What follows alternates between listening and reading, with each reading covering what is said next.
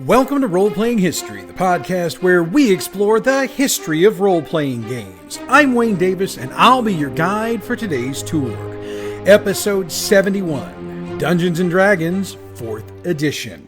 This week, we dig into the edition of Dungeons & Dragons that seems, in my opinion anyway, to be one of the most controversial editions of the game ever released. I realize that might be considered by many to be a bold statement, but 4th edition seems to have a lot of what wrestling fans would call go-away heat. Why is that? Well, we'll dig into that as we go through the various books that make up the edition, but I'll give you the short answer right here, and this is just my opinion, by the way. Based on many of the changes made between 3rd edition and 4th edition, there's a significant portion of the D&D gaming community that felt, and still feels, by the way, that Wizards of the Coast was, due to heat from the corporate parent Hasbro, altering the game to entice video game players who'd never played the game to pick it up and give it a try. In short, some folks were calling it playing to the munchkins. Like I said, we'll get deeper into this as we go along, but that's my thoughts on where all the hate comes from. Now, I have my own reasons for being disappointed with 4th edition, but again, I'm going to hold those for later. 4th edition D&D was formally announced on August 15th, 2007. At the time, Wizards announced that they were developing the new edition and that playtesting was ongoing. In an attempt to not only prepare the gaming market for the game's release, but also to entice players to change editions, there were 2 preview books released. Wizards Presents Races and Classes in December of 2007, and Wizards Presents Worlds and Monsters in January of 2008. Now, before we even get into the releases of the core rulebooks, we walk into the first batch of issues folks had with 4th edition. And this one was a financial one. See, 3rd edition had come out in 2000, and the 3.5 edition had come out in 2003. So what some folks were pissed off about was the fact that they'd been buying books for 4 years in the case of 3.5 edition, and Wizards was already changing editions. Needless to say, this also annoyed a number of retailers, since they'd taken in a lot of 3.5 edition stock and now they'd have to find a way to sell it off, most likely at a loss, so they could carry the 4th edition when it was released. Also, it should be pointed out that by this point, Wizards had released dozens of different books for the entirety of the 3rd edition 3.5 edition, many of which we covered in our 3rd edition episode, available in the archives. I mean, I know just for myself that I'd spent hundreds of dollars at that point on the new edition, thinking it would last as long as 2nd edition had. And I have to admit, I was a little bit perturbed when the announcement for 4th edition was made. But I decided to employ a wait-and-see attitude, as did a number of other gamers and retailers. However, there's another interesting side note here. Wizards' announcement of the basic abandonment of 3rd edition and the open game license that came with it caused the creation of a game that's been competing with D&D ever since, Pathfinder. That's also an episode we've already done, and it's available in the archives. However, the TLDR on that is that for the segment of the game community that wanted new stuff, but wanted it in their 3rd edition they were accustomed to by that point, Pathfinder swore they'd fill that need. And to this point, they've done admirably at it. But this is a D&D episode, so let's get 4th edition released. On June 6, 2008, the 4th edition Player's Handbook was released. Now, the original plan was for the core rulebooks to be released over a 3-month period, one each month, but there was a clamoring from players to have all the books dropped at the same time, which, if you think about it, makes a hell of a lot more sense. I mean, how are you going to run a new game with just a Player's Handbook? Just saying. So all 3 books were released on the same date, but I'm going to cover their specifics separately. The Player's Handbook, subtitled Divine and Martial Heroes, was designed by Rob Heinsu, Andy Collins, and James Wyatt. From a character standpoint, the book had the cleric, fighter, paladin, ranger, rogue, warlock, warlord, and wizard classes, and the dragonborn, dwarf, eladrin, elf, human, half-elf, halfling, and tiefling races. Now, for those familiar with 3rd edition, you've already seen the first couple of big changes, in that the warlock and warlord classes were included at the expense of the monk and bard, just to name 2, while the dragonborn, eladrin, and tiefling were included, and gnomes and half-orcs were excluded, just to name 2.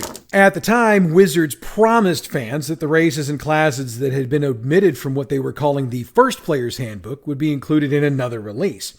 But here again, Wizards managed to piss off more gamers with some of the choices they made with inclusion and exclusion in this initial release. But I'm nowhere near done with Wizards pissing people off. It continued with the Dungeon Master's Guide. James Wyatt gets the cover credit for the design, though he's also acknowledged the input from a ton of folks on the roster at the time as well. Of course, the DMG does what every DMG before and since has done. It provides as comprehensive a look at how to DM a campaign for the edition of the game as it can. And as you might expect, this includes building encounters, combat underwater and mounted, or mounted on the water. Hell, I don't judge. It's also got skill challenges, traps, rewards, NPC creation, artifacts, monster creation, and a sample town and short adventure that the DM could use to jump right into the new edition of the game. Again, if you've been running D&D for a while, you might notice there's something missing from the list I just read off. Magic items. 4th edition was the first edition of D&D to not include standard magic items in the DMG. Cue the pissed off players again. Now, I do have to say, this didn't annoy nearly as many people as some of the other changes, which we'll get into later on. But I can say that, personally, it was annoying as hell. I like to have magic items in my DMG so I can bookmark them for access while I'm building my adventure. And then I can have them bookmarked for easy access when I'm running the game, because if my group goes looking for specific items, I can flip the book open and look. Not having that to start with, yeah, that sucked. It really did. I should also note that this DMG covered adventures for groups from level 1 to 10, which Wizards had defined as the heroic levels. Again, I'm going to get a little more into this as we move along. But before I start to rant, forget to mention it, let's also mention the Monster Manual. Well, the first one, anyway. It was designed by Mike Merles, Steven Schubert, and James Wyatt, and had some sweet artwork on the cover of the Demon Priest Orcus. Okay, so the core books for 4th edition are out there now. Let's get into some of these changes and discuss why they annoyed so many people. The thing we need to understand in all of this is that 4th edition basically did a full-on mechanical overhaul of the system. Things became so specific and detailed that miniatures were basically now required if you wanted to be able to keep accurate track of what was going on. For those who'd already been using minis, that wasn't a big deal. For groups like mine, however, which prefer more of a theater of the mind experience, this was a major pain in the ass. The major mechanical add to this edition of the game was the addition of powers. These came in 3 flavors: at will, per encounter, and per day. All of these powers provide advantages in combat, and they can do things like inflict status effects, creating zones that are bad for the enemy, or force movement, among other things. You see what I mean about minis being required for this edition? It's the addition of the powers themselves that tends to be the most controversial aspect of this edition, and the one that causes the most arguments among players. Hell, I was just involved in a discussion about 4th edition this past weekend at Archon. So 14 years after the game came out, people are still pissed about it. I kind of thought I was the only one that had that kind of impact on people. Who knew? For those who don't know or weren't a part of the gaming world when this edition came out, the primary argument against the powers was that, in the words of many of its opponents, it turned D&D into a tabletop video game. That particular argument was supported by pointing at the powers and comparing them to the various buffs many video games at the time provided to players in order to make them more powerful, and thus better able to kick ass, take names, and win the game. This was yet another time that some in the gaming world accused a gaming company of catering to the younger audience, most of whom would be coming from the world of video games. However, I didn't engage in that particular part of the argument, since I don't really care what you played before you got into tabletop role-playing games. I'm just glad you finally showed up to the party. And I know what you're thinking. Could the powers really be that bad? Look, I'm not going to get into bad or good. What I will say is there was a shit ton of them available, and they were available for all classes. So even the spell slingers had powers they could use to make their spells that much more powerful or effective. In that regard anyway, I don't necessarily disagree with many of the comments I've read and heard over the years. I think Wizards did overpower the game a bit. And this focus on the powers did something else that many of us, and I include myself on this, didn't like. It turned the focus of a game more to combat and less to roleplay, since the powers were almost exclusively tuned to combat. 4th edition is also the first time we see the long rest and the short rest, and those have stuck around into 5th edition, and I'll assume they'll stick around in the next version of the game.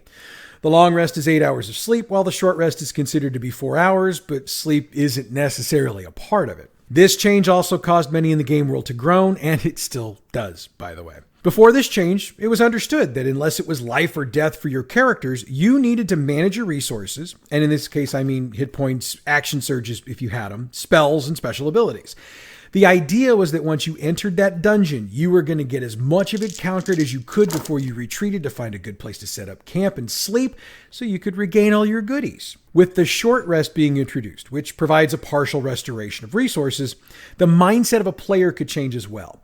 It now wasn't quite so important to manage your resources, since you could find a room you'd already cleared out, bar the door, get a 4-hour nap, and then go back out to kick ass. And that really doesn't bother me too much, but I can see how it sticks in the collective craws of some of the more old school gamers. I also mentioned the change in levels. I should add that prestige classes were also eliminated in 4th edition, with 10 level batches organized into Heroic, which was 1 to 10, Paragon, which was 11 to 20, and Epic Destiny, which was 21 to 30.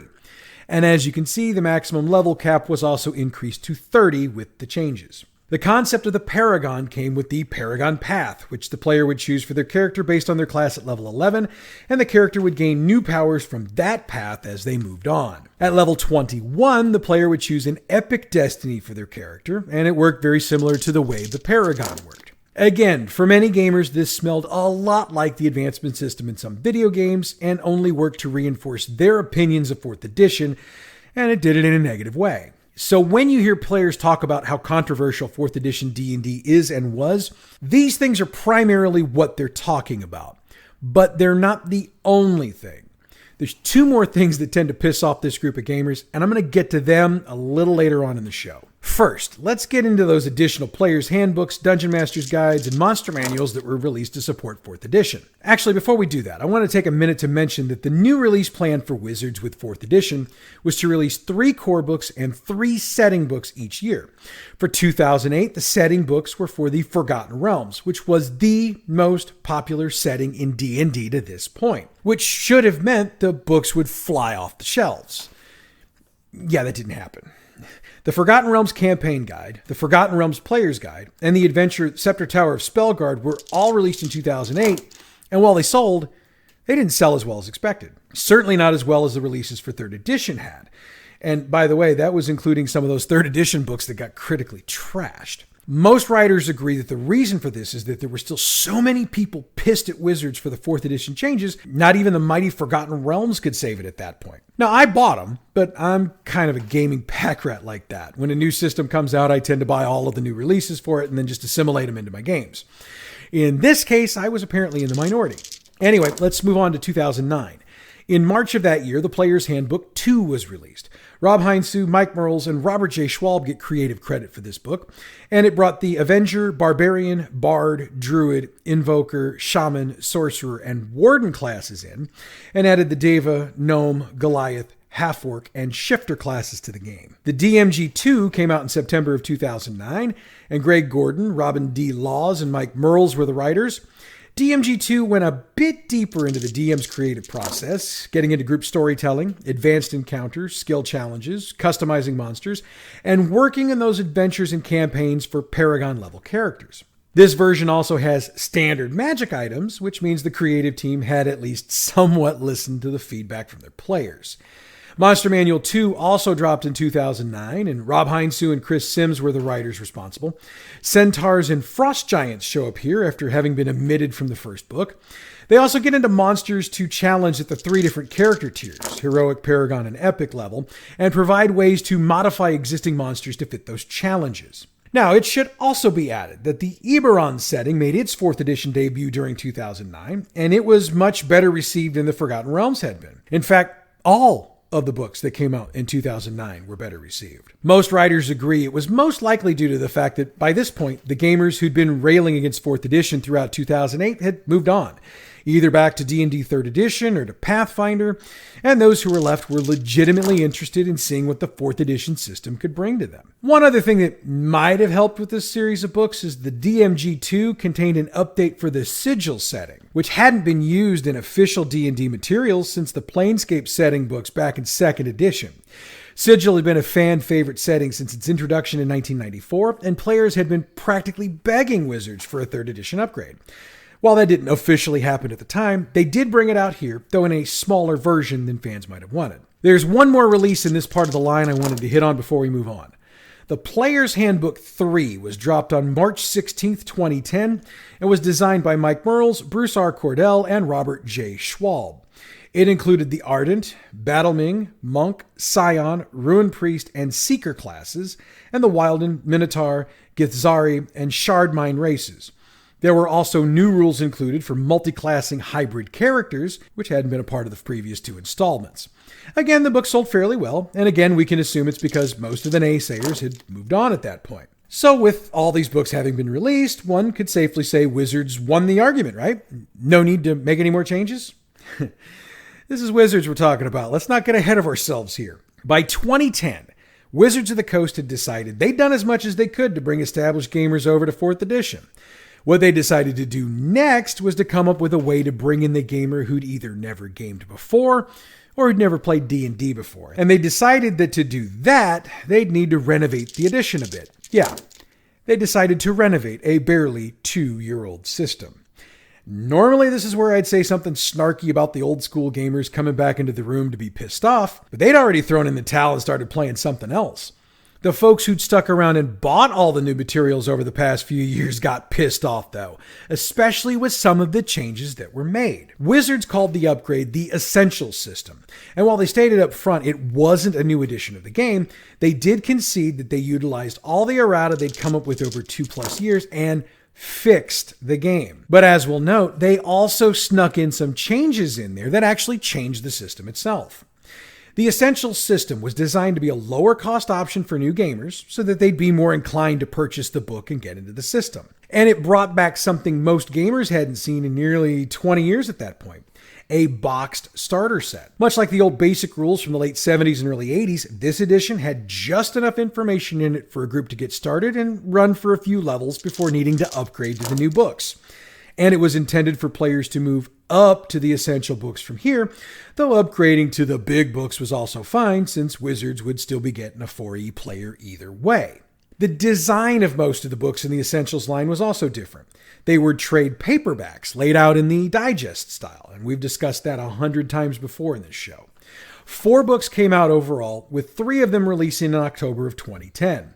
We'll start with Heroes of the Fallen Lands, which was the first of 2 players' books released. Andy Collins, Jeremy Crawford, Mike Merles, Steven Schubert, Bill Slavichek, Rodney Thompson, and James Wyatt were the designers for this book, and it included a series of new builds and character options for the Cleric, Fighter, Rogue, and Wizard. Heroes of the Fallen Lands also cleans up the powers, the class features, Paragon Paths, and Epic Destinies, eliminating some from the previous editions and putting in some new ones. It also provides some new racial traits for dwarves, Eladrin, elves, halflings, and humans. One more thing that it does is to reduce, if not fully eliminate, the number of fighter powers available in a day, which makes the power system for wizards and spellslinger types more powerful than that for fighters and gives the spellslingers something that makes them stand out just a little bit more. I want to drop in a quick review here to give you an idea of what the critics thought of the Essentials. Scott Wachter reviewed this for RPG Gamer. He said, quote, "This book could have been a fantastic introduction to 4th edition D&D, but as it stands, it feels like 2/3 of a game manual and 1/6 marketing ploy, which means it still adds up to being an incomplete product. If you are completely new to gaming, this is a good point to get a feel for how it works.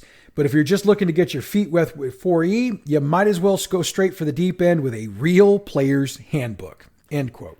The Dungeon Master's kit was another box set in the line, and it was intended for the DM to move from the starter box directly to this box. Designed by James Wyatt and Jeremy Crawford, the box had a 256 book of rules and advice for DMs, 2 32-page adventures, 2 sheets of die-cut monster tokens, 2 double-sided battle maps, and a DM screen. And it was designed for the DM to run the group all the way up to 30th level. The book portion of this box got a re-release on November 19th, 2013, but that was a PDF-only release. While we're at it, let's do another review. Critical Hits disliked the product so much, instead of a review article, they did a full editorial. Here's a piece of it. Quote, "Here's my beef with the product. Taken alone as a product, this box set is extremely useful to new DMs. But as a product line, D&D Essential lost a lot of its new shine when I realized that this book reprinted word for word large swaths of text from the Rules Compendium and Heroes of Fallen Lands. Please don't get me wrong. I love the Essential line so far, especially the new PC builds, yet I fear that many customers like myself are going to have similar negative reactions when they go through the books. The D&D Essentials DM Kit is an excellent, high-quality product for new DMs that graduate from the Red Box." End quote. The third release of the three was Monster Vault. Written by Logan Bonner, Matthew Cernett, and Rodney Thompson, the Monster Vault collected as many of the monsters of the D&D world as it could and provided new takes on dragons, orcs, and vampires with their new variants. Each monster entry also has story information to assist the DM in figuring out how to incorporate them into their campaign. There's also die-cut tokens for each monster and a 32-page adventure to showcase several of them. I think the review we did for the DM box was enough for the moment, so I'm not going to do another one here.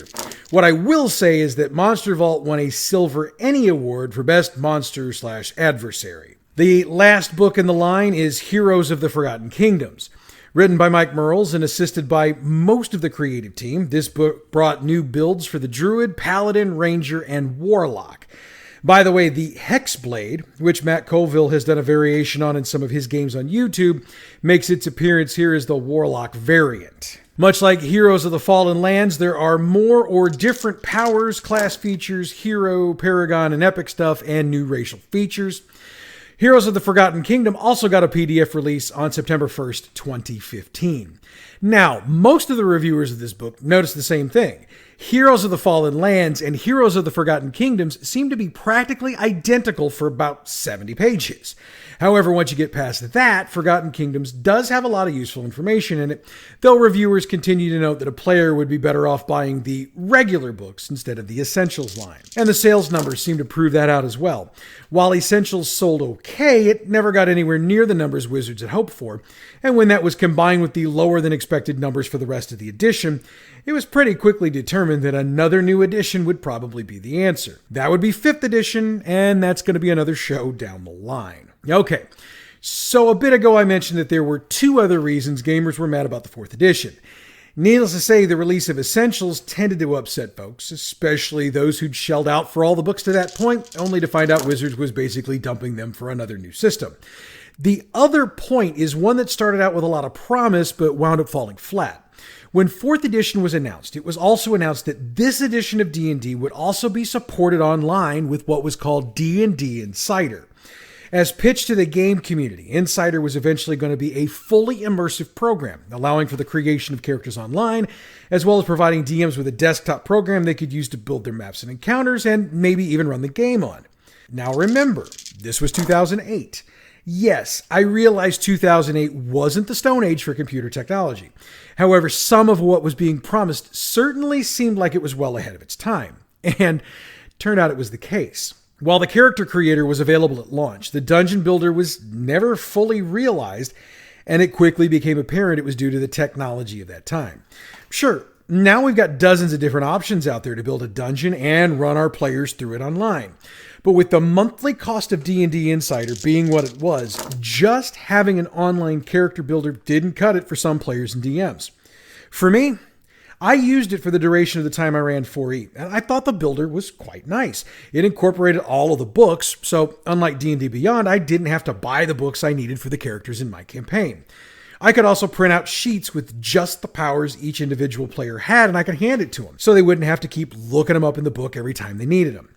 Like I said, though, I get why some people were upset about this. When you're promised steak and you get a hot dog, you're going to be a little upset, even if that hot dog just happens to be the best hot dog you've ever eaten. So, in the minds of the naysayers, it was just another nail in the 4E coffin. But we can thank Insider for D&D Beyond, since Beyond is the spiritual successor. Now, over the past decade or so, I've talked to a lot of folks who've run 4E, and their experiences vary. I myself ran 4E for 2 separate groups, and those experiences were night and day. My regular group ran it, hated it, and immediately begged me to switch back to 3E, which I did. A certain part of that was the complexity of the rules, which made it hard to concentrate on running characters because of having to constantly stop the flow of the game to look up rules. Also, a couple of my players at the time were pissed that Wizards was selling out to the Munchkins.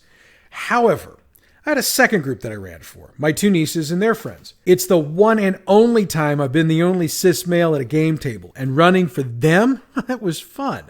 They got into the rules fairly quickly, or were more willing to toss the things they didn't like and focus on the things they did like.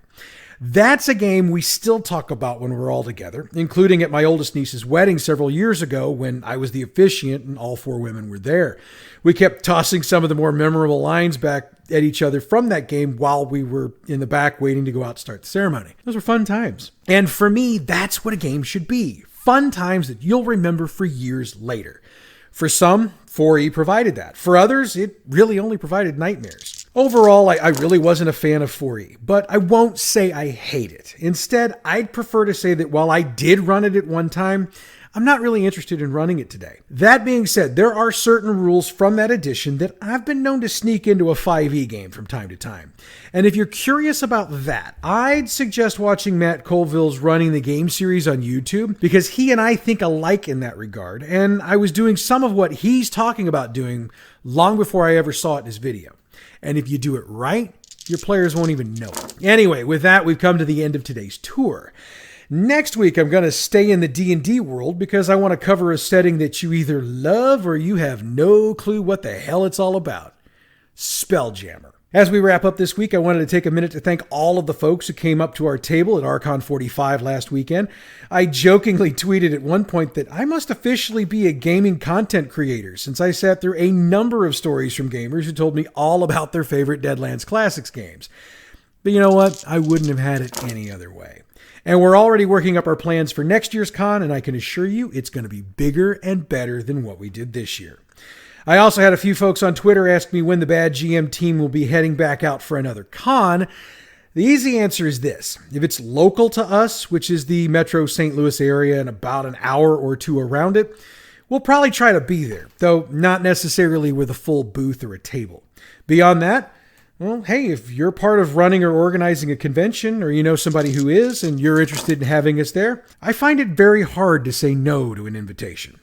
So just keep listening to the shows and checking out the website. We'll update things as we put together our schedule of events. We've got a new episode of Bad GM's Campaign Build-Along up now, and this week I finally managed to bust through the writer's block and figured out how to move our campaign along. Check it out wherever you get your podcasts or on our website, badgmproductions.net. The music we use for this show comes from Pixabay.com. Check them out for all your royalty-free, license-free music needs. Roleplaying History is a production of Bad GM Productions. Check us out on Facebook at facebook.com/gaming/badgmprod. On Twitter at badgmp, YouTube Bad GM Productions. You can email us badgmproductions@gmail.com, and the website is badgmproductions.net. Next week, we get to jamming our spells. Oh, no, wait, I meant we get to Spelljammer. There we go. But that's next week. Until then, I'm Wayne Davis, and you're Role-Playing History.